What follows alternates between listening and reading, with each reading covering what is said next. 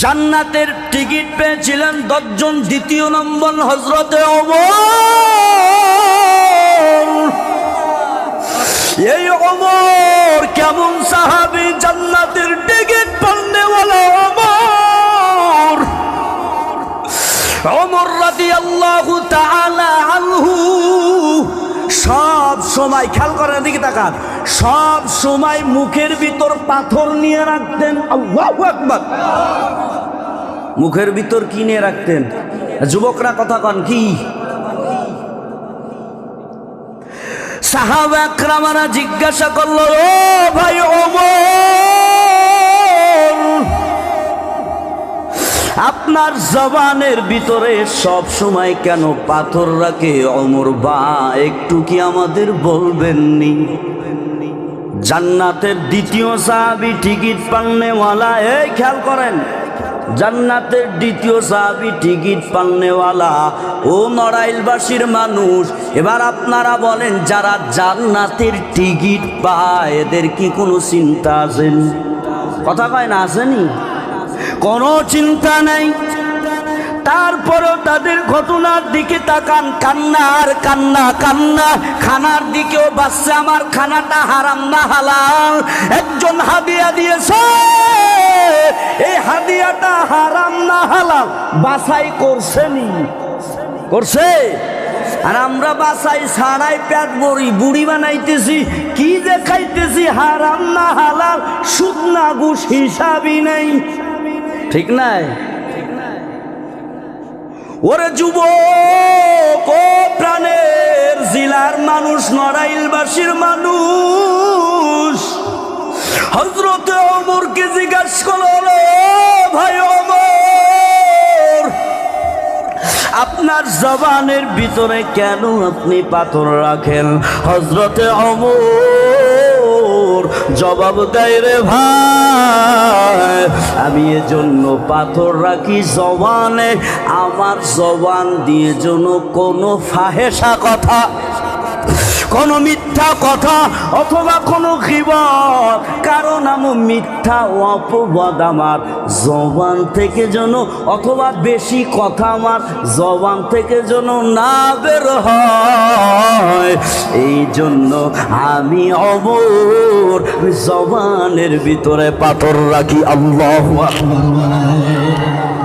আতিনা ফি দারে দুনিয়া না হাসান, আতিনা ফি দারে উকবা না হাসান, ইয়া গিয়াসাল মুস্তাগীসিন হদিনা ইফতিখারা বিল উলুমি ওয়াল গিনা।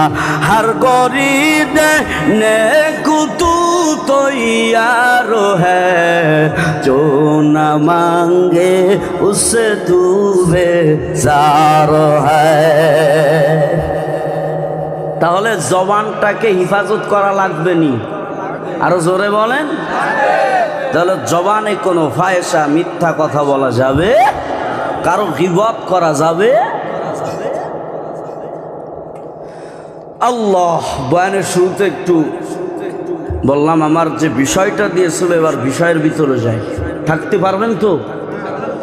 বিষয় দিয়েছিল আমাকে মহিলাদের পর্দা, স্বামীর খেদমত। মহিলাদের পর্দা, স্বামীর।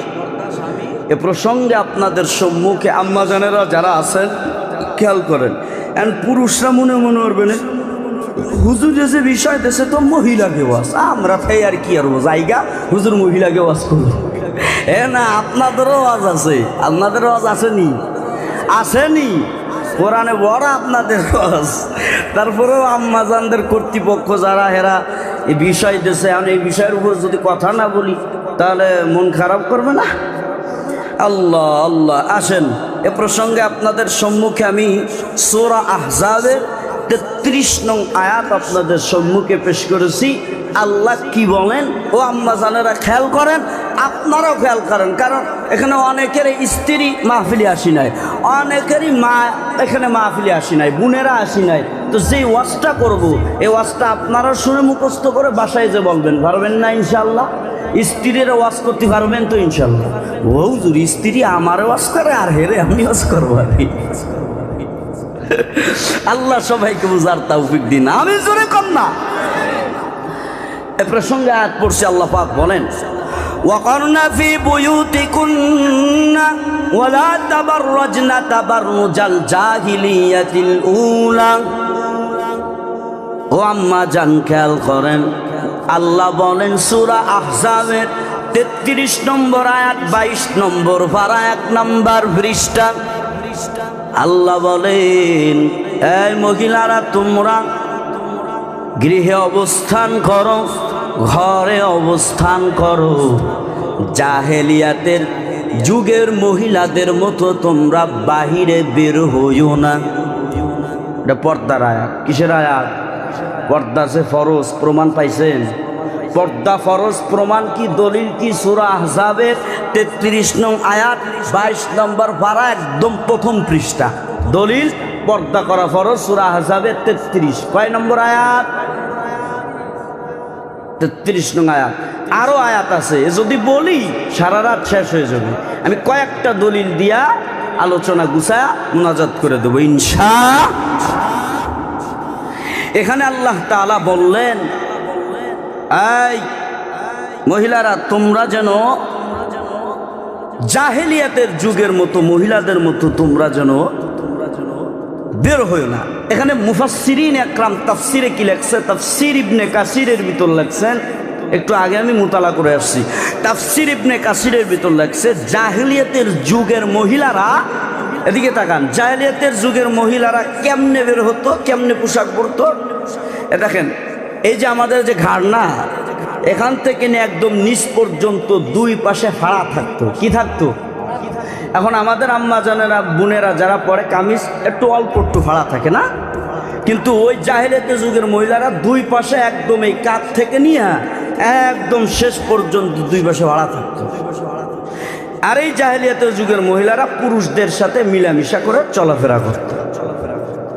এই জন্য আল্লাহ পাক বললেন এই মহিলারা তোমরা জাহেলিয়াতের যুগের মহিলাদের মতো তোমরা বের হইও না, তাদের মতো তোমরা পোশাক পরিও না। এই হলো 1 নাম্বার দলিল। এবার 2 নাম্বার দলিল পর্দায় কই আছে খেয়াল করেন। কোরআনের আয়াত যত শুনবেন সব হবে কি হবে না? হবে। আল্লাহ পাক রব্বুল আলামিন 2 নাম্বার দলিল আমরা খেয়াল করি। 2 নাম্বার দলিল আল্লাহ পাক রব্বুল আলামিন বলেন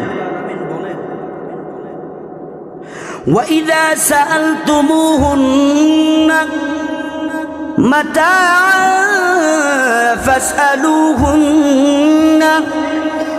فَاسْأَلُوهُنَّ مِنْ وَرَاءِ حِجَابٍ। আল্লাহ বলেন আম্মা জান খেয়াল করেন 2 নাম্বার দলিল সূরা আহজাবের 53 নং আয়াতে আল্লাহ পাক বলেন যখন তোমরা নবীদের স্ত্রীদের কাছে চাইবা কিছু, তখন ফাসআলুহুন্না মিন ওয়ারাই হিজাব, যখন তোমরা মহিলাদের কাছে চাইবা, নবীর স্ত্রীদের কাছে যখন কোনো প্রয়োজনে চাইবা, পর্দার আড়াল থেকে চাইবা। মহিলারা যেন, নবীর বিবিরা যেন পর্দার আড়াল থেকে তাদেরকে নবী যা দিতে বলছে তাই যেন দেয়। এখানেও পর্দার আয়াত। মুফাসসিরিন একরাম বলেন নবীজির কিছু প্রয়োজন হতো কি হতো না? নবীজি বাজারে প্রয়োজন যা কিছু লাগতো, কিছু সাহাবা, 1জন বা 2জন সাহাবা পাঠাই দিতে, যাও তোমরা বাসার থেকে একটু নিয়ে আসো। তো আল্লাহ বললেন ও নবী, এরা যে যাবে পর্দার আড়াল থেকে যেন নবীর স্ত্রীদের থেকে যেন নিয়ে আসে। এই জায়গায় এখানে একটা পর্দার আয়াত আল্লাহ পাক সূরা আহজাবের 53 নং আয়াতে আল্লাহ তাআলা বুঝাইলেন। এবার আসেন আর কোথায় আছে পর্দার আয়াত?